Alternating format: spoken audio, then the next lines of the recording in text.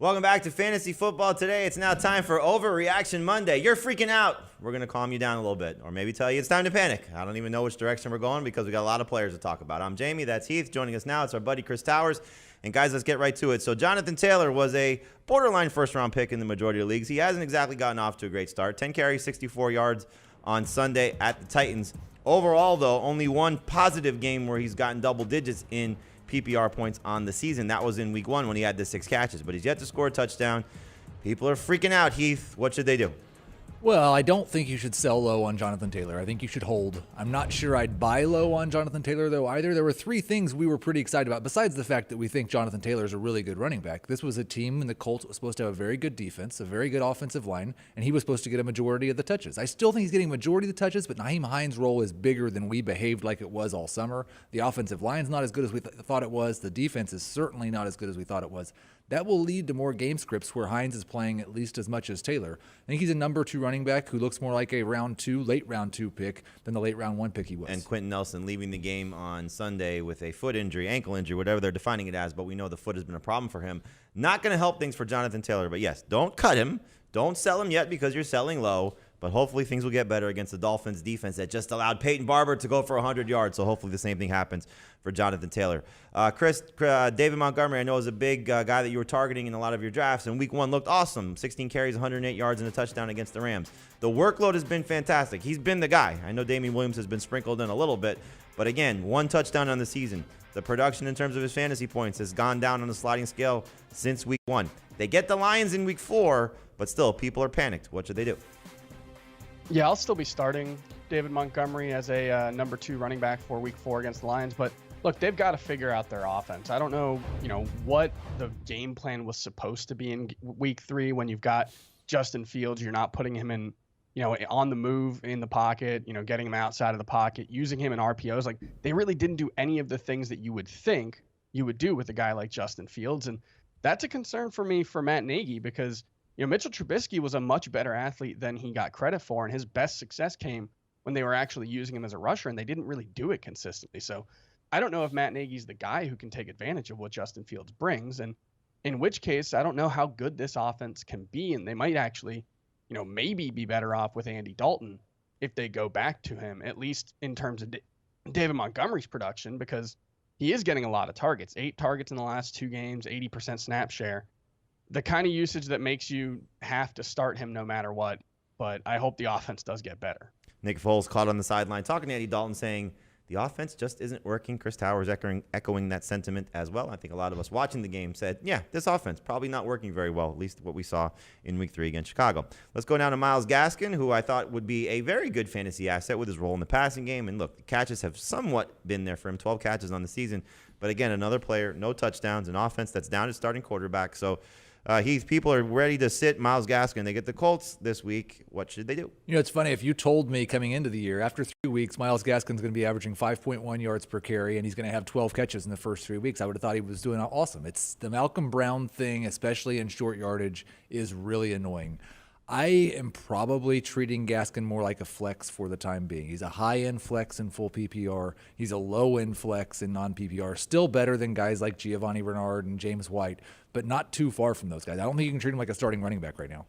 It's difficult. It's difficult. But again, you see that he's getting more carries than Malcolm Brown. He just doesn't have the touchdowns. At least in week 3, he didn't have the touchdown because Malcolm Brown scored. But the Colts are so bad that this is an opportunity for him to hopefully bounce back. So I think a flex is probably the safest way, but still I think a lot of people looking at him maybe as a low-end number 2 running back, better in PPR than non-PPR. All right, let's go now to a guy who I thought was going to be great in week number 3, Tyson Williams. He was the start of the week, and he was miserable. 5 carries for 22 yards. I have no idea what the Ravens were doing as a whole, but Tyson, a complete disappointment, and for that I apologize. But in any event, Chris, when you look at Tyson Williams, he was decent in the first 2 weeks of the season against Las Vegas and Kansas City, and then we get to week 3, and I don't know again what the Ravens are going to do moving forward. But your impressions of Tyson Williams for the rest of the season are what?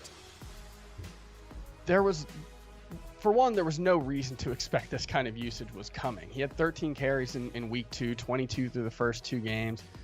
He still played about 50% of the snaps, ran 21 routes, so he has that role, but they just didn't feature him in the rushing game. And I think even when we were expecting maybe 12 to 15 carries, for me, he's still more like a low end RB2 in that 20 to 25 range, just because Lamar Jackson's going to get his goal line touches. Latavius Murray has been a factor in the goal line so far. And so I think there's only so much upside with Tyson Williams, but I viewed him as a pretty safe floor play.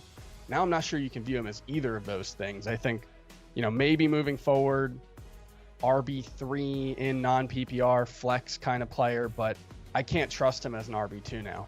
Can't do it against Detroit. Can you do it against the Broncos? That's their week 4 opponent. Probably not, based on how Denver's defense has looked. So, yes, don't cut him yet, but don't play him as a starter, not as a must-start guy, at least, in week 4 against Denver. All right, so let's go now to the wide receivers, Heath. And Tyreek Hill, people, I think, are freaking out a little bit in the wrong direction. But the production has gone in the wrong direction. Week 1, 15 targets, 11 catches, 197 yards, and a touchdown. The next 2 weeks combined, 11 targets, 8 catches, 70 yards receiving, no touchdowns. Teams are taking him away, and it's really hurting his fantasy production. Yeah, and I understand it's frustrating. There's been a little bit of this with Tyreek Hill, even when he's been awesome. He has these games sometimes when he disappears. A lot of times, weirdly enough, it happens at home.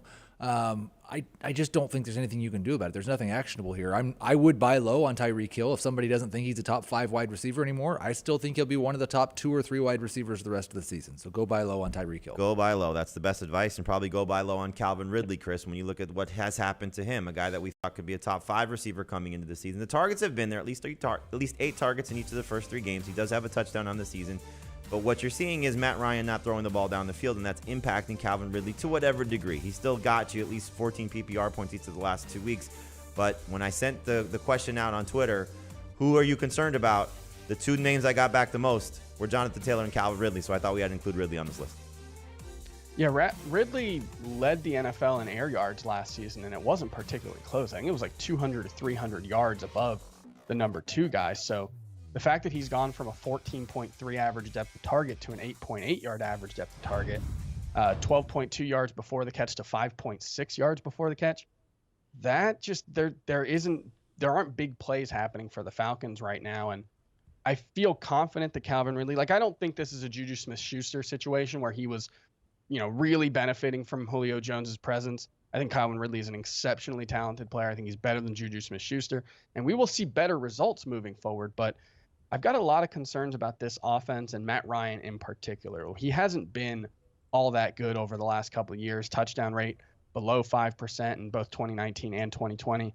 And we saw last year when Julio Jones was inactive, he was like a 6.2 yards per attempt guy, which is right around where he's been so far this season. So definitely have my concerns about the Falcons offense, but mostly Matt Ryan based. I think they'll turn it around and play a little better, but the thought that Calvin Ridley could be the overall number 1 wide receiver, I've definitely changed my tune on that. It's been frustrating. It's absolutely been frustrating. So we'll see if things get better for him, and we'll talk about Kyle Pitts coming up in a second as well. But Heath, I'm going to give you 2 guys because I think a lot of people are sort of linking them together, and that's Robert Woods and Allen Robinson. The expectations were Woods would be the best Rams receiver, and that's been Cooper Kupp. And Robinson, much like Chris said about David Montgomery, maybe he benefits with Justin Fields. Well, that hasn't been the case in the game and a half that they played together, and it's gotten maybe worse since Andy Dalton went down. So in those 2 guys in particular, where's the upside lie? I think with Robinson, it's still in volume. He's still got a 25% target share for the season. You're just hoping they figure this offense out. And, if you want some hope for that, there was some talk this morning from Matt Nagy about possibly handing over the play calling to Bill Lazorgan. And last year, they were much worse when Nagy was calling plays. So maybe that will happen. Maybe that will break things free. For Robinson, it's still volume. For Woods, it's more about his efficiency. He's still got a 20% target share in a Rams offense that is maybe the best in football right now. He's just been miserable. 57% catch rate. He's around 6.5 yards per target, the worst numbers of his career. I don't think that's just because this offense has changed so much he can't do the things they want him to do. I'm still buying low on both Allen Robinson and Robert Woods. It's hard to start them as more than a number 3 wide receiver right now, though. Yeah, Woods, go eat breakfast with Matthew Stafford. That's worked well for Cooper Kupp. And Robinson, hopefully, like you said, Bill Lazor takes over and things magically reappear for what we saw from the Bears at the end of last season when Lazor was calling plays, and Matt Nagy maybe shouldn't be the head coach either for Chicago the way things are trending. Chris, I'll give you the other Falcons guy here, Kyle Pitts, because he was drafted as a top 6 tight end, wherever he ended up landing, 4, 5, or 6 after the top 3. And the targets the first 2 weeks were fine. 8 targets in week 1, 6 targets in week 2. You could live with that type of number, that type of volume. Week 3, though, against the Giants, which have been miserable against tight ends, 3 targets, 2 catches, 35 yards. You're not sitting Kyle Pitts, but what should you do with him moving forward? Is he a buy low candidate, or can you just not get the value that you're looking for if you're on the other side of it trying to trade him? I think he's definitely a buy low candidate. What's amazing is despite how disappointing he's been, he's tight end 13 so far this season, which just tells you how bad tight end still is, despite, maybe some optimism in the preseason. He's still running 82% of the routes for the Falcons. He's still, getting some downfield targets. He's still getting a healthy target share. The problem is, I think a big part of the problem is, one, Matt Ryan isn't playing well. Two, the running backs are getting 32% of the targets for the Falcons, which is an incredibly high number that's making it hard for them to consolidate targets elsewhere.